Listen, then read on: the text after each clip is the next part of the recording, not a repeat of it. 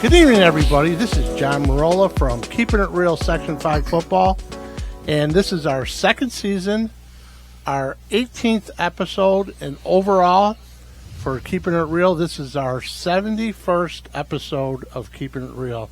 And we just want to thank everybody out there that has subscribed to us.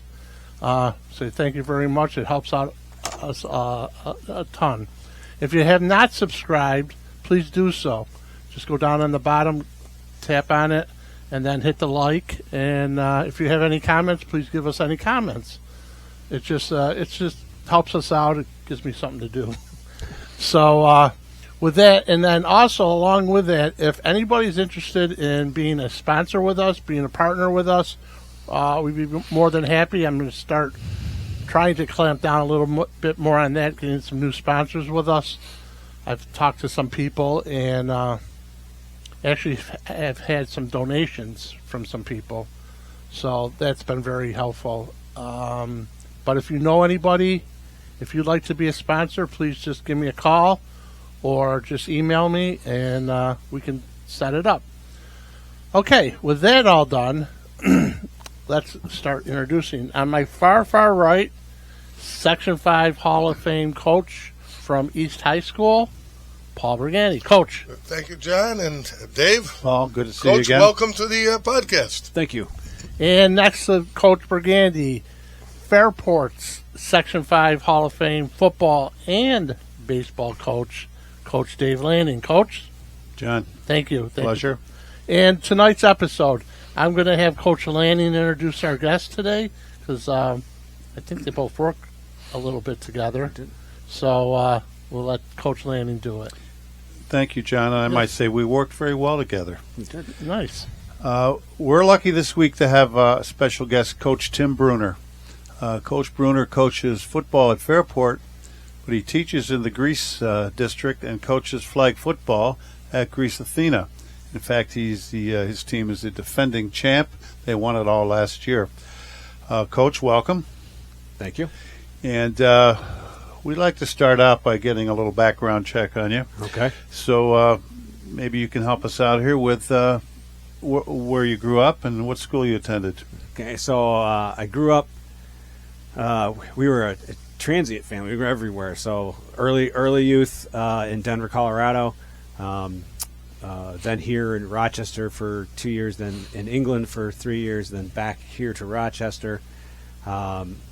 In Greece for third through fourth grade, then we moved to England, came back. Then I was at Hoover Drive Elementary. Hoover. Yep.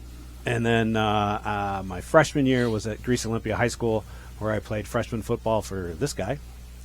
And he probably doesn't remember, but that was, what year was that? 82? 84. 84 is you and Coach Mackey.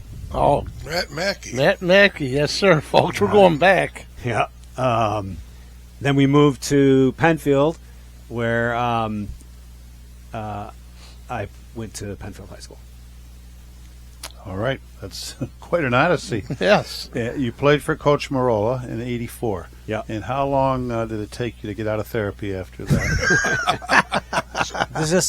Let's just say he left a lasting impression. Wow. Hopefully it was somewhat positive. So I always told when I left Greece and went to Penfield, the football cultures were very different. And I find myself more akin to what I had in Greece was my idea of what football and what it was supposed to be, Okay. as opposed to what I got. Thank you. So your first exposure to football then at Greece or no, I'd had it. Yeah, when we moved, I'd played some before we moved to England. I'd played in Greece in the PAL League. Okay. And then when we came back, I played 1 year at I think it was Cardinals, and then I played my freshman year at Olympia, and then went to Penfield. Okay. On your travels to England, any exposure to football there, or was that the other kind of football? Yeah. So to satiate my desire for, I played rugby when I was okay. all right? Youth rugby. Oh, okay. So how about growing up then and exposure to different sports and different cultures? How about some early role models or mentors? For me, football wise, for me, like just coming back, I'd always been a fan as a kid, just couldn't get enough of it. And so we watched what we could when we were in England. But when coming back and just that freshman year, just being around guys like Coach Morello, Coach Mackey, Coach Giordano was somebody that he was the way he ran that program that year, and that was the year with John Piano, and they made a good run. They had Marcus Wilson, the Wilson brothers, and just for me, just George was like the major influence, and then. Like I said, I think when we moved to the east side, I just a bad taste in my mouth, and I left the game for a while. And then when I came back and started coaching, it was in my I was in my 30s when my son started playing youth. I got involved in the youth organization and wanted to be part of it and started getting around coaching. And then my first year teaching in Fairport, I was lucky enough to brought on the Mod B staff at Fairport by Mike Erlin, and I got some exposure to Coach Santini, who would come by our mod practices, and just that I began to really just soak things up from anybody that, when I worked with you, I was soaking things up from just watching you and talking to you and just getting as much as I could from people I've worked with through the years. Great, most of the guys younger than me, but just really like Dave Wickham, not younger than me, but just being around guys like Dave, and then one of the guys that was a huge influence around me, and was John McGurk. Just learning from him and his coaching style and the way he went about teaching the kids, and that was really big for me coming as a new coach who hadn't had as much time around the game as he had because I stopped playing in high school. So it was people like that. You hinted at maybe why I got involved in coaching because of your son. Any other reasons? What was what gave you that direction? Wanting to be part of the game. The game has always meant so much to me. Even like I said, as a young man, a young boy, everything was football. My room was football. I had collected football cards. I watched football on TV with my dad all the time. We were constantly my front yard at our house in Greece was a mud pit because we had the biggest yard in the neighborhood. So whose yard do you play football in? You played in ours. In the winter, we went out and played in the street because we couldn't get to the yards, and we got in trouble with the town because we actually went down our street and lined it with spray paint. So just the game had always meant so much to me, and wanting to try to find an avenue to be back in it. I had done some t-ball coaching, and I'd done some stuff with my son younger at the YMCA, and I just knew that as I was teaching like this, it was just another avenue for me to teach, another avenue for me to have an impact on young men, young boys, and to be around the game.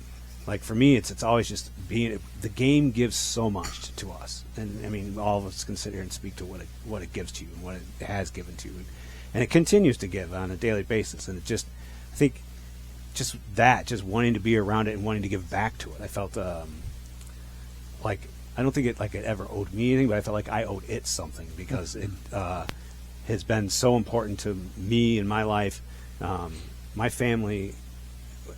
Our lives revolve around it now. It's just even more so now, especially when I got so I used to have a strict rule of no spring sports, and because football takes up so much from like June to end of November. It was fall ball, right?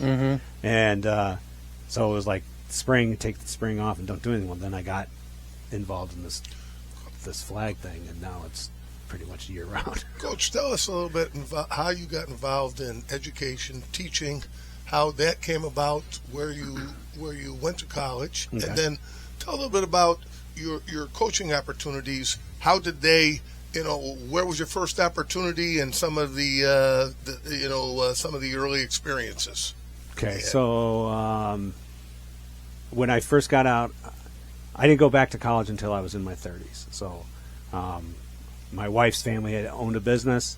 We had our son. We started looking at things and just talking, and I was not happy with the work that I was doing.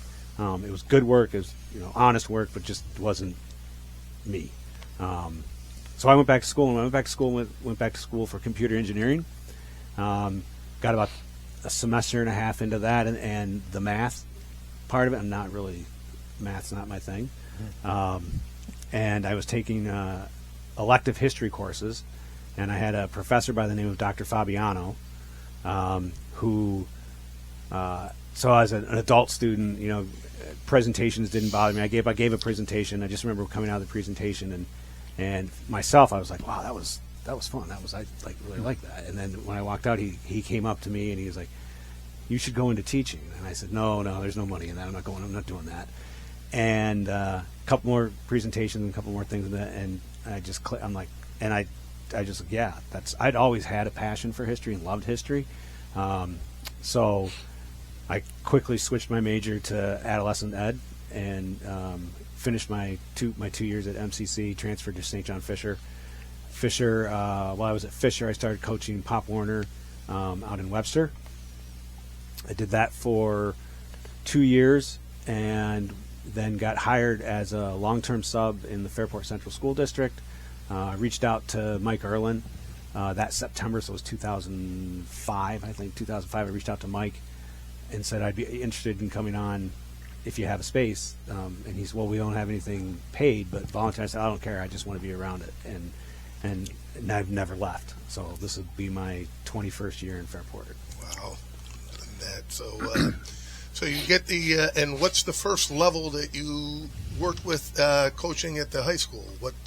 So I did Mod B up until about 2013. Then I went up to the JV level where I was always just an assistant, just a position coach. And then I went back down to Mod B for 2 years and came back up to JV. Been at JV since then, so I've been at JV now for 4 years, I think. Back at JV for 4 years. So I did about 6 years at JV. Did the COVID year with Coach here at the JV level as a line coach, and then last year I was named head coach at JV. And how did the girls flag football job opportunity arise for you? So that was something I was actually keenly aware of. I was paying attention to what was going on with it. I'd heard rumblings of it happening downstate in New York City and stuff, and I was kind of watching. And I remember I went to our AD and I said, if that ever comes up around here, let me know, and I'd be interested. And he didn't let me know, and all of a sudden I was just, we get emails every day about job positions that are open. All of a sudden I see flag football coach in the thing, and I went right down and I said, hey, has anyone gone? And he goes, no. He goes, you should apply. And I'm like, oh yeah. And so it was just something I had been watching, something I'd heard about. I thought it was, and it has been an amazing opportunity. I think if any of you coaches that you talk to that are involved in it right now, they will smile from ear to ear and just tell you that it's just been a great experience.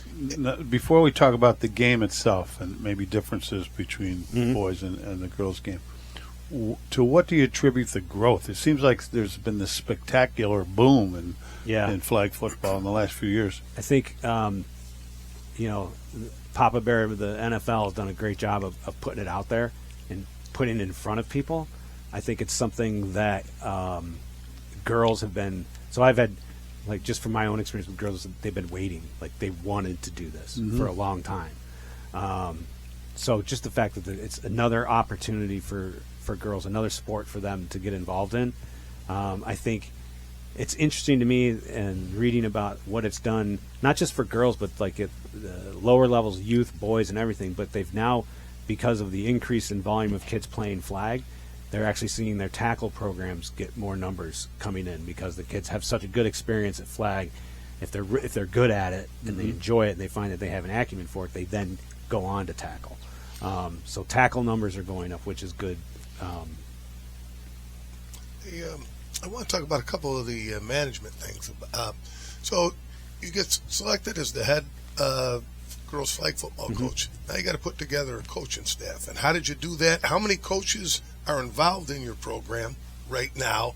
And then the part as far as the athletes playing, they can play multiple sports. And how do you work that? How many girls are playing multiple sports in the spring, and how do you manage your practices when they're involved in multiple sports? So my first year, this is going back 3 years ago, we were told one team, and when I went to my athletic director, Mr. Lapani, and I said it was important to me to have a female coach on staff, but it was also important. I didn't want to be teaching a coach and the girls at the same time, so I really need to have 3 coaches. And the second coach that I wanted to bring on, I wanted it to be a football guy, somebody who knew football. And I had somebody in mind at the time, and then, I don't know if you guys know, Coach Dan Train. Yes. So he was my first go-to. I went to him immediately. And it was going to be him and I, and we brought on a female coach by the name of Liz Grillo. So that first year was really important. We had 48 girls. Wow. I was told we had decided, we had decided going in we weren't going to make cuts that first year. It was a growing sport. There was a huge, when we did the interest meetings, I mean, it was just over the moon how many girls were. So we didn't want to make cuts the first year. Getting into that first year, you find out, okay, this is not, 48 girls, that's too much. Because when you think about it, it's a 7-on-7 game. So at the most, you have maybe 4. If you go, if they play one way, you have 14 girls, and then you have whatever. So I always wanted to approach it thinking like basketball. Your bench shouldn't be, for me, the ideal roster is kind of like what we had this year. We were at 20. Yeah. 18 would be actually perfect, I think. 18 actually, realistically, I would go 18. So then last year we were allowed to add mod. We were one of the first schools to add a mod program. And we had something like 67th and 7th and 8th graders out there, and I had 3 coaches down there. And then this year we took that mod and we split it, so we had 2 mods. So we have one of the larger programs in the district right now. So I have 6 coaches on staff, 2 at each level. And then the hope is next year. We really wanted to add JV this year. The rest of the county wasn't ready. There weren't enough schools. We're hoping that after this year, more of them will be ready. We're trying to catch up a little bit with Section 6, who had JV this year. And it's getting, I think, after 3 years now, a point where we use it as a true, feeder program where I've got, so like the first year we had to teach them everything. But you probably had 9 through 12. You have kids all different age and groups. The second year, it was a little easier because the girls came back. We didn't have to start from that ground zero. We could just kind of pick up where we left off. And then this year, same kind of thing. So now if we have that feeder program, we can come in. Our teaching time is less as far as the fundamentals of it. Like you're always working on the fundamentals of them, but you know what I mean? You can start, you don't have to teach them what the line of scrimmage is. You don't have to teach them, what a down is and what, You started at square, you're not starting at square one. How do you work that? Because the girls, and they can play multiple sports, and now you have kids that, that maybe are involved in track or softball, whatever, in the spring. And how do you I guess budget your time and when they get to practice, or you lose some and you pick up some during the times, or how does that work? Coach, I was really blessed. I've had 1 year where I had dual athletes of the 3 years that I've been doing. Oh, really? Yeah. So the only year that I had dual athletes was my first year, and the girls that dualed were track athletes. So they would go over and do their 15, 20-minute, whatever, their track practice, and then they would come to us. And so it wasn't a big deal. The next year, the girls that I had that were track athletes the year before chose not to do track and just come and play flag football. So for the last 2 years, I haven't had to deal with dual, which has been actually a blessing because it was going to get more. And the girls, if they were playing lacrosse or something, we probably would talk them away from it. And with Greece right now, we're trying to resurrect our softball program, so I'd probably try to talk girls out of not like if softball's your because they have to choose which is their primary and which is their secondary. And if softball's going to be your primary, go give everything you can to that. Okay. Do you see a point where it'll just be a one sport situation because the numbers are good enough now? I think so. Yeah, I think so for us. Yeah, Coach, how many schools are involved right now? Section 5 or Monroe County at Monroe least? County. So we are officially a Monroe County sport this year. I think we're 32. So we were 8, 19, 28, and then I think we're over 30 this year. And how are the divisions set up? So it's A, B, C. Okay.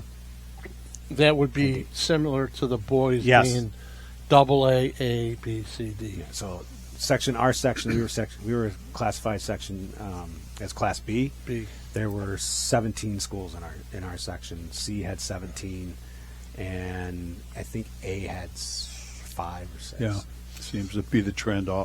It looks a lot like it schools, does for soccer and for basketball. And that Right. that A section is small. So talk to a little bit about last year. You guys won sectionals. Yep. And, just going through that journey, with those girls at that time had to be something pretty special because everything is still new, and then having that on top of it, the early success of a program, it's just got to be Thank you, Dave. something awesome. So talk to me a little bit about going through that journey. It was such a fantastic year. Like I said, just any chance to be around those girls, it's a good day for me. Mm-hmm. So we started out the year rough. We lost our first game. We got blown out by Batavia. Okay. And then we just buckled down, and we didn't lose another game until we got into the regionals. We ran off 9 straight shutouts. Wow. We ended up playing Batavia for the sectional title. Shut them out in that. 32-0. Which was good. It was fun. Was that 32-0? No, it was close. It was like I don't remember now. It was like 18-0. But they were such a high-powered offense last year that just to do that, just to go through that, and what was really satisfying for Coach Train and I is that we had talked to them. It's weird when you talk to the girls, you figure out like you want to talk to them the way you would to the boys, and give that message the way, deliver the message you want to talk, kind of at them, kind of just and girls just are like, yeah, okay, whatever. Yeah. And but I think something we said just resonated with them last year because we talked about for a long time at the beginning we were having trouble getting buy-in, not buy-in the program, just like, well, I can't be at practice tomorrow, I have to work. I can't be at practice tomorrow, I got a hangnail. Just that kind of stuff, Yeah. And so we just had to like really kind of put the hammer and say, guys, you don't understand. Like, this doesn't come around with just the importance, like how often the opportunity to compete for a sectional title. And so a lot of our girls are in club soccer, which is great. Mm-hmm. And it conflicts with us a lot of times. So I run the game a lot of times like, look, and I took them out and I showed them the trophy cases in the hallway in the high school. And I said, look, this is, if you listen, you can hear the voices. This stays here forever. What you do for your school has a lasting effect. You can come back, you can bring your grandkids back here and show them this, and be like, yeah, I did that. And I said, and I'm naive to this, and I don't want to offend anybody in the club soccer world. Like, well, as far as I know, there are no trophy cases in the club soccer world. Yeah. There is no, there's just something I think we've lost a little bit with the clubs and stuff around it, that they've pulled away from what it means to compete for your school and how meaningful that can be and the long-lasting effects that can have. So we just got them to buy into that message last year, and we had, just great practices. Back to the coach was asking our practices. Our practices are 2 hours. Okay. We start at 2:25. We meet in a room. We watch a little bit of film. Then we go out and we practice. Now, the great thing about flag practices is we don't have all those different components. We don't have the linemen going off and doing their thing. We don't have everybody just does everything together. So we go through passing lanes, we go through running drills, we run flag pulling drills, and then we run the last half hour. We run our offense versus a defense, and then flip it. Well, Coach, that kind of leads into my next question, and I think the general public would like to know, what are the big differences between the boys' game and the girls' game? Tackling is the main thing. It's a fast paced game. I likened it, and I don't know. I was thinking about this coming here, and I was thinking about it. That it's very much like what we grew up playing in The neighborhood. Yeah, you line up, you snap the ball, and you throw it, or you run around. We grew up. We played tackle football in the front yard, but I mean, it's that kind of thing. It's just it's fast. It's supposed to be non-contact, but if you come to a game, I can tell you right now, you're going to see contact. It's just it's unavoidable. Yeah. And the girls love it. It's a 7-girl game. Yep. What are the positions? So everybody has like kind of different names for it. For me, so offensively, you have a center, you have a running back, you have a quarterback, and then you have 3 receivers. Or 4. I don't know, math. Mm-hmm. And then on defense, you have your 2 corners. You have some people use 1 rusher, some people use 2. If they don't use a second rusher, then you've got kind of a 2 linebackers and then 2 safeties. Or the way I run it, I run 1 high safety, and then I bring that other one down and run like a 2 linebacker set and 2 rushers. Yeah. Can you rush on the snap of the ball? Yes. You're a yard off the ball, so there's cones. They put down these cones so the rushers are a yard away from the ball. But once the ball snap, you can go. Okay. And the biggest thing that I noticed getting used to is the field is smaller. Yep. And there's zones. Yeah, you don't have first down, so you have Yeah. you're working on 20-yard zones. So the field is 80 yards, and it's 40 yards wide, and so you're always first and zone. So it's first and 20. Until this year, they changed the rules. So whenever you start with It's the ball, 10? instead we don't have kickoff, so you start with the ball. Last year we started the ball on the 20. This year we started the ball on the 14. So if you had the opening possession or a possession after a touchdown, it's first and 6 instead of first and 20. Yes. Which is really like within the game, like to be able to get in between zones. So like if you take that first and 6 and say you get in between, now you're still working at shorter yardage. You're not trying to get 20-yard increments. Yes. That's got to be very helpful, though. Oh, it is. Is there punting? Yes, there's punting. The punt is not live. They can't rush the punt. And this is the second year. So the first year all they could do was field it. This year they can. The last 2 years we've been able to return punts. That's it. How about place kicking? There's no place kicking. Okay. Would love to see it. I know it. So right now it's weird because the rules aren't uniform across the country. So like I've talked to coaches when we first started this. We talked to 2 coaches down in Florida where they've been playing for like 25 years. The one guy's won like 8 state championships. He's like the Bill Belichick of flag football down there. So reached out to. But so just in talking to other coaches around the country, the coaches in Arizona, they have place kicking. And so I was like, oh, that's interesting. How do they so they're timed. So once the ball is snapped and it's down, she's got a certain amount of time to kick the ball. Mm-hmm. And if she doesn't do it within that time, it's dead. Our girls would love to place kick. Mm-hmm. Because they're all soccer players. Yeah. So that's like one of the things they want to do. Length of a game, 4 quarters? It's 2 halves. 2 25-minute halves. Okay.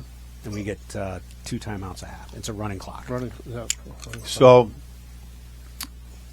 those are some differences in the game. Mm-hmm. What about coaching boys as opposed to coaching girls? Same, different? What's your approach? I had to learn. So that was one of the reasons I brought on Coach Train, because he had experience coaching girls. He'd coached girls softball. He'd coached girls basketball. He raised 2 girls. So I was like, this guy, he's my conduit. So I'm still learning how to coach girls. They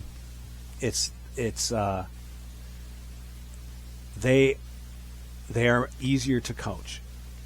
You tell them to do something, they do it. If they don't get it right, They want to know how to get it right, and they immediately fix it. Mm-hmm. There is no pushback. They've been such like sieves for like knowledge, like how do we do this, how do we do that. And the fun thing for Coach Train and I over the last 3 years is like the middle of last year and then this year, girls coming to us and saying, so now we're getting feedback like you do from the boys about what's happening on the field. Hey, they're doing this. I think if we do this, yep, if we do this, we can do it. They come to those pre-practice meetings with plays that they've drawn up after watching film. It's been so fun.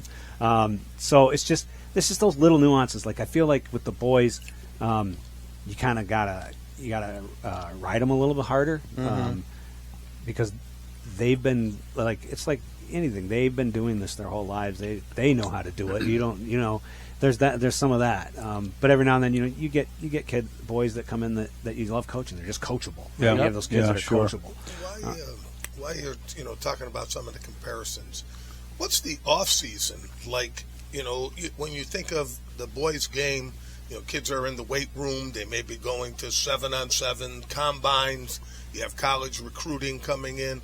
What goes on in the girls' flag football in the off season for you and your program? So for me, my girls are playing soccer in the off season. So most of them play in the fall, and we tried the first year to do a weight thing with them.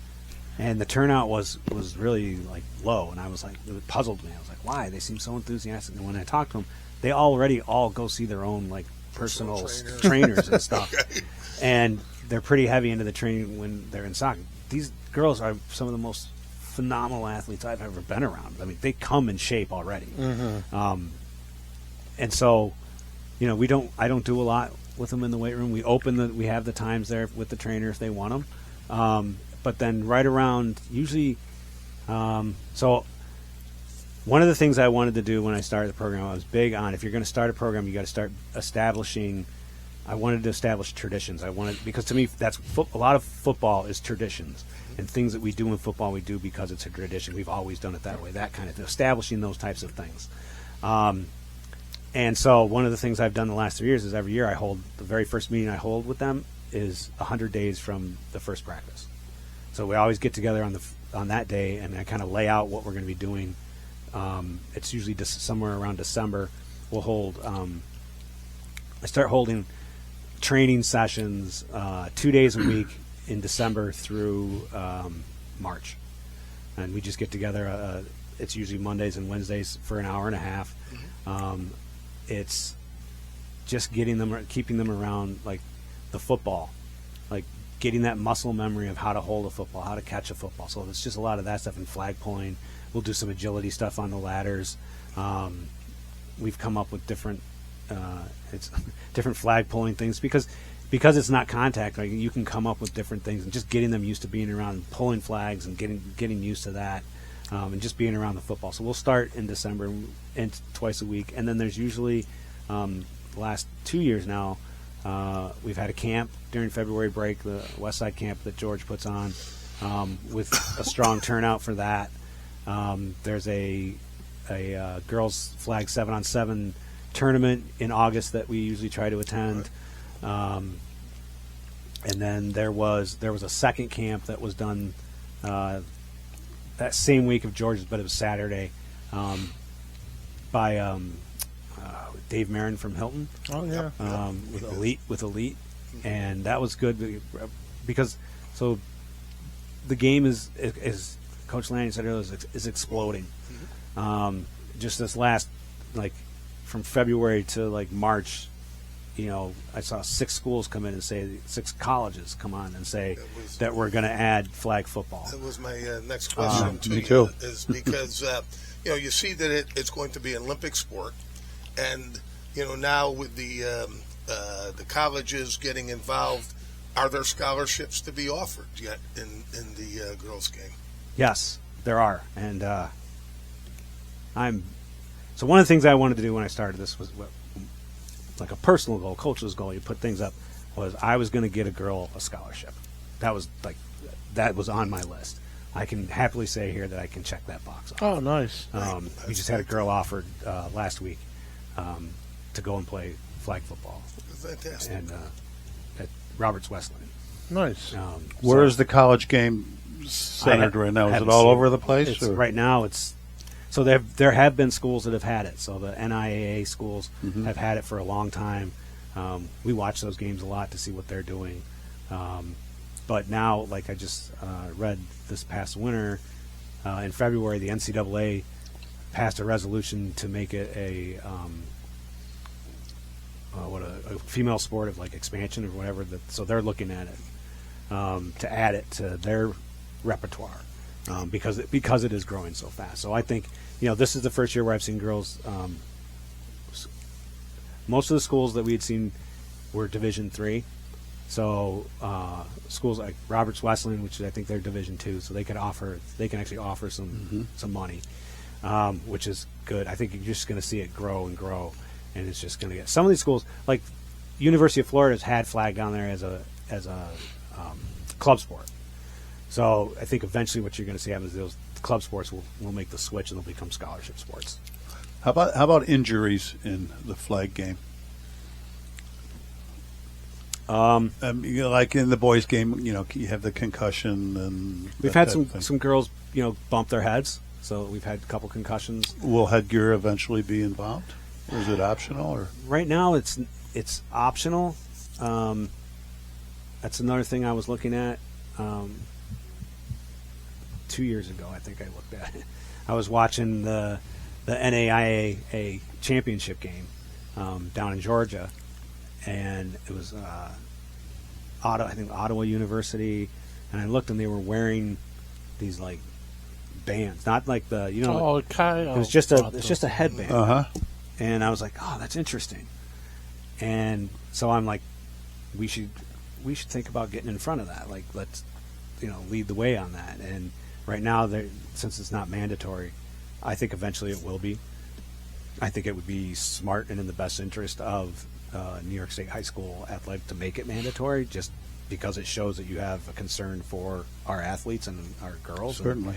And we can say it's not contact, but when you have 7 people flying around at each other and they're running full speed and they're breaking down to get at hip level, right? Their heads are gonna, going up for a ball. Going up for a ball. We had a girl this year who just in running tripped and hit her head on the turf.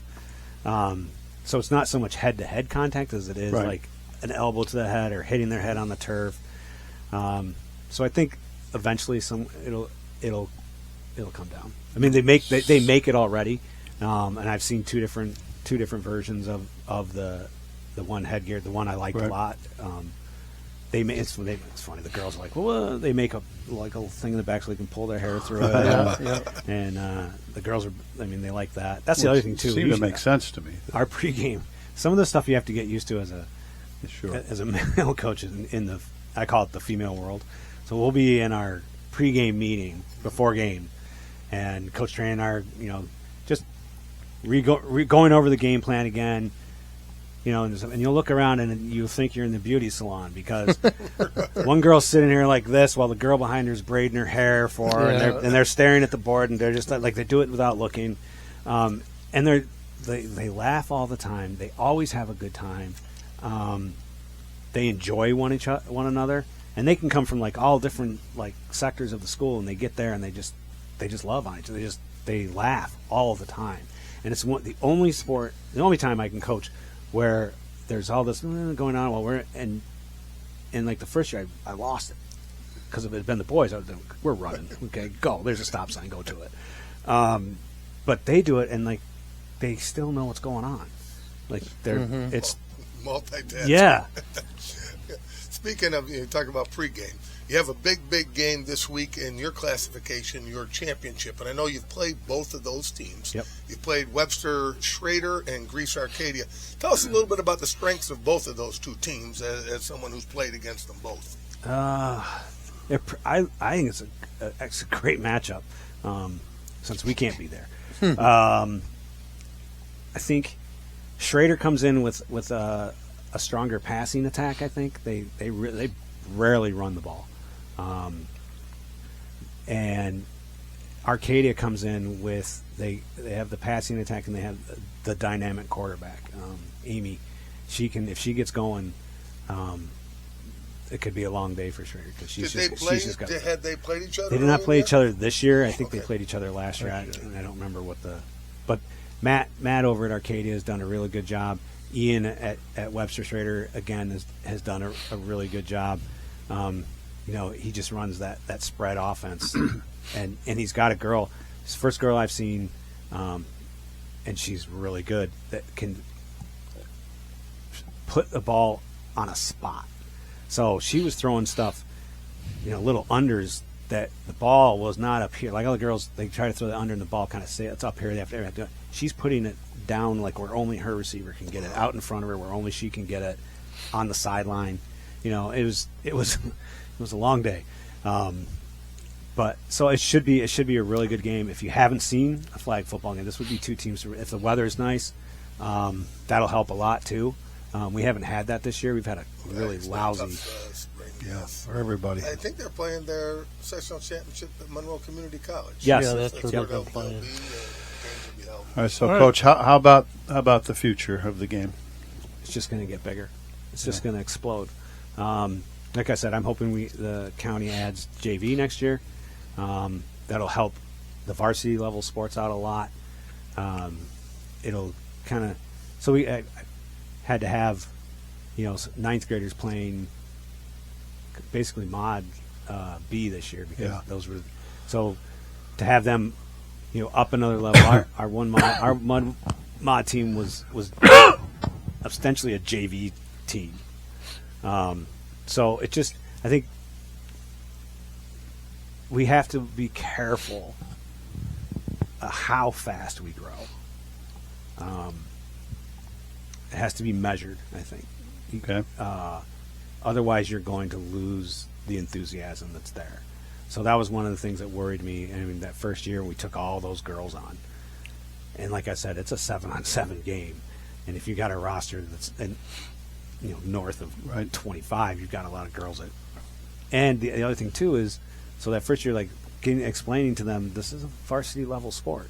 Like even that first year, we didn't have states, but we had sectionals. Mm-hmm. So it's a varsity level sport, and we're playing for sectionals.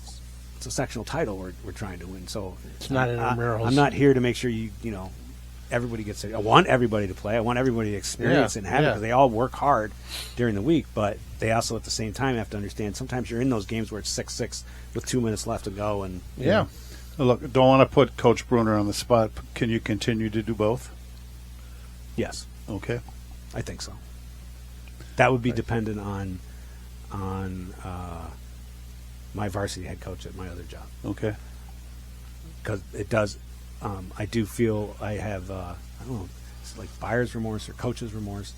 Coach's remorse in that I'm not able to be there as much in the spring, right, for the off-season stuff that I want to be part of. The stuff that we have to do in the fall, the weight room, establishing that culture and that stuff. It's just I'm not able to. So I go on Saturdays pretty much before our season starts, and then once our season starts, I'm AWOL. Sure. Yeah. So this will be my first week back with the boys. Mm. All right. I just want to, before we get done here, I just got to say thank you for. Well, thanks for having me. This really has been appreciate it's been fun. Yes, Dave. Great job. Very informational. For people out there now, next week we're just going to give you a little breakdown as far as what we got going on next week. We had him a couple weeks ago, and that was one of my hiccups. Is Kyle Fenton? We're going to have Kyle Fenton, and when you were talking about the head, he had one of them. Oh, did he? Yes. So I think that kind of tied in with this a little bit, and next week we're definitely going to talk about because it's not really a headband. It's got more protection. Yeah, it goes all the way around the head. Yeah, there's it's like almost like the helmets when we used to have the little air pockets in them. Yep. It's sectioned off like that. Yeah. And then they have a piece that goes over the top of the head. Yep. Yeah. And so Kyle Fan from Rydell Sports will be on next week. And then after that, we have one of Paul Burgandy's, our gentleman from East Rochester. We'll have Dennis Greco and Brian Tarangio. And for people out there that don't know, right now is who is the judge? Dennis Greco he's a former East Rochester head football coach. Yes. But he is also the town judge right now. He's retired. Yeah. He's now the town judge in East Rochester. So it should be interesting to hear about that change of professions. Yes, very much so. The Sunday after that, these episodes come out on Thursdays. We're going to do it on a Monday. It'll come out on the 19th. It's going to be Rush Henrietta's new football coach, Bruce Johnson, who we just ran into a couple weeks ago up at East High when they had the one night thing. That was really kind of cool too. I hope Rochester Section 5 stays with that. That was a great experience, I thought, for those kids that were involved in that night. And just hopefully that keeps on going. So that'll be on the 19th. The 26th, the week after that, we're going to have former East High running back Tony Jordan we have coming on. And I've been waiting for Tony for a while. We've just been going back and forth with times. His times and dates that are open, he's all over the place. But we finally, hopefully, corralled him into his episode will be on the 26th. And that should be a lot of fun. Tony had played with the Dallas Cowboys and the Cardinals. Yes. In the NFL. And just to go on after that, the following week, we have who we talked to a couple weeks ago up at East High is Ed Moody. And Ed is the New York State. He's the representative for Section 5 on the New York State High School Football Coaches Association of that committee. He talked to us a little bit up at East High. Very, very informational about things going on that people should listen to. That gives them more information about what's going on as far as Section 5 football. Then it'll be time for Kyle to be back on, won't it, after that? Kyle Fenn? Kyle's coming on next week. I know, but he's on like every other week. Well, they come out with new products. Yeah. Yeah, Rydell's. I mean, Time for Kyle to be Coming out back. with new products. Rydell comes out with new things like every day. So that's what we got going on for the next couple weeks. And again, I just want to say thank you for being here. Oh, thanks for having We me. really appreciate it. And at the end now, the way we close up is I'll say 1, 2, 3, and we'll all point and we'll say, keeping it real, Section 5 football. Got it. You ready? Here Ready. we go. 1, 2, 3. Keeping it real, Section 5 football. Good night, everybody. Have a great night.